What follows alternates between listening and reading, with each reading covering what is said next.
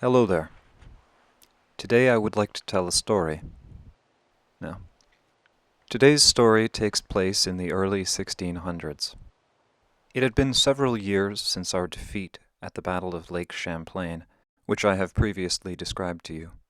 Following such a decisive defeat, most of the 5 nations decided to sue for peace, the only exception being us Mohawks and some of the Senecas.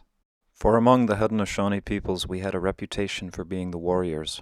We were the peoples of the flint, the keepers of the eastern door. We were not about to admit defeat after a single battle, and the French became our most bitter enemies. The battle at the lake had shown us that the old ways were of no use. Unless we had guns, we could not engage the French in open warfare. As such, we conducted our war through ambuscade, hunting down solitary Frenchmen in the woods as we would a deer, and raiding by night any small settlements they left undefended. In this way we hoped not only to weaken the French, but also to grow our own strength, for with every trapper or lumberman or trader that we killed in the woods, we acquired a gun.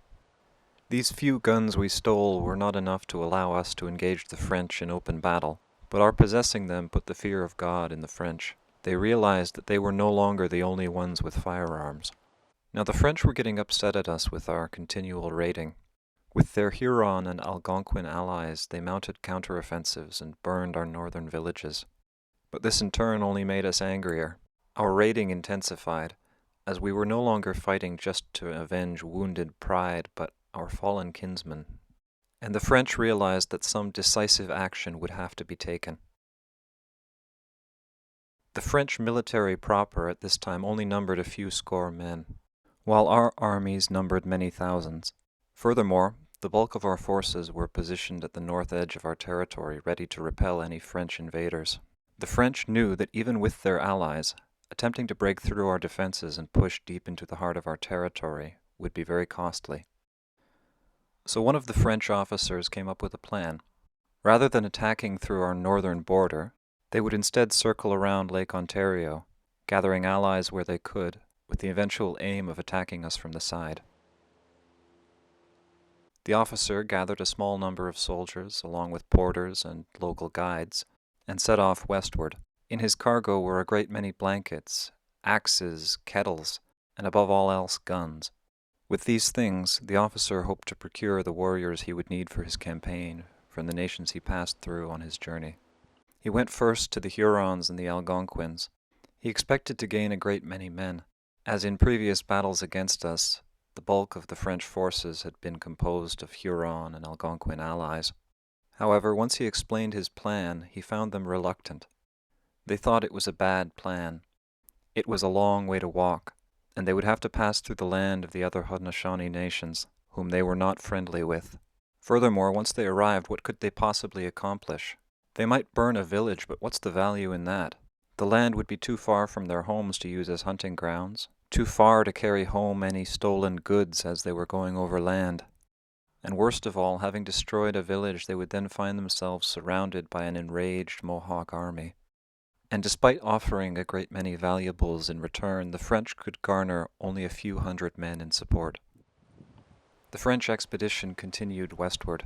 They passed through the lands of the Piton and the Attawandaron, but they found little more recruitment success here than they had previously. For the Piton were a small nation, and the Attawandaron had a policy of neutrality in the wars between the Iroquois and the Hurons, and the French could gather only a few hundred more warriors. They passed through the lands of the Wenro, but being so close to us they dare not risk war, and the French garnered little support there.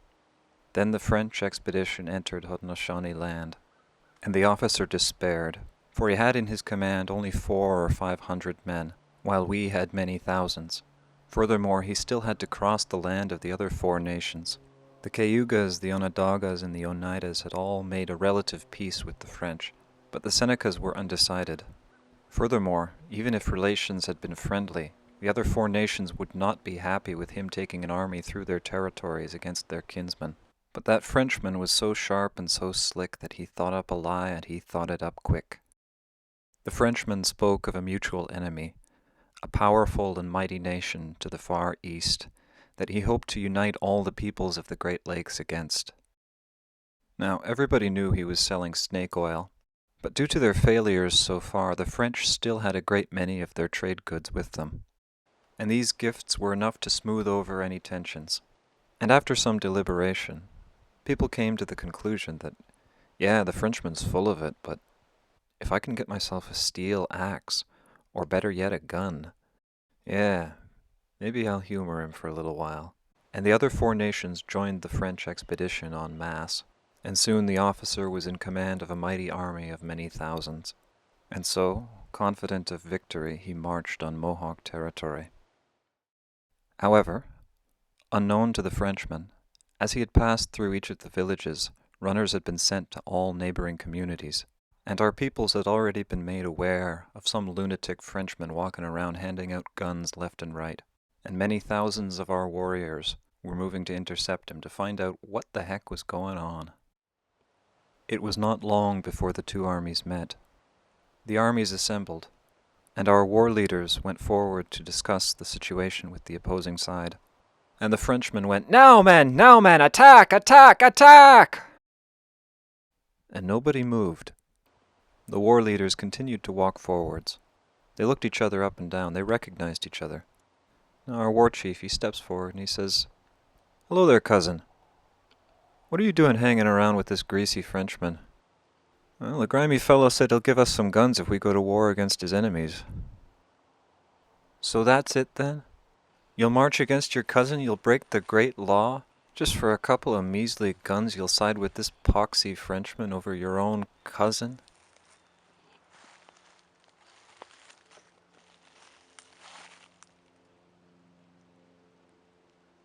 Well, he didn't tell us it was going to be you guys. Well, even so, you should have known better than to trust someone like him. Oops. Now the Frenchman comes up and he's whispering in his ear, come on, what are you doing? Don't just talk to him, attack him. Look, you got that gun, just point it at him and pull the trigger, right? And the chief, he goes, oh, take off, man, you bug me. And he goes and he starts telling his men to stand down. And the Frenchman, he says, well, fine. If you won't attack him, well, we'll just attack him without you. How do you like that? He gestures to his men and to his Huron and Algonquin allies, and he gives the signal, open fire! And again, nothing happens. And he goes up to the Huron war leader and says, what's wrong? Why aren't you doing anything? And he says, those Iroquois, they were the bulk of our force. Without them, we're only like 400 guys. There's no way I'm attacking them with only 400 guys. And the officer, he looks at his second in command, and his second in command just says, don't look at me. And our war chief, he says, hey cousin, how about if we take that Frenchman off your hands for you? You just go the other way and leave him to us. You get your guns and everybody's happy. And the Frenchman, he gets scared now because without his allies, he's only got like a dozen guys. And he says, hey, come on, man. Come on, man.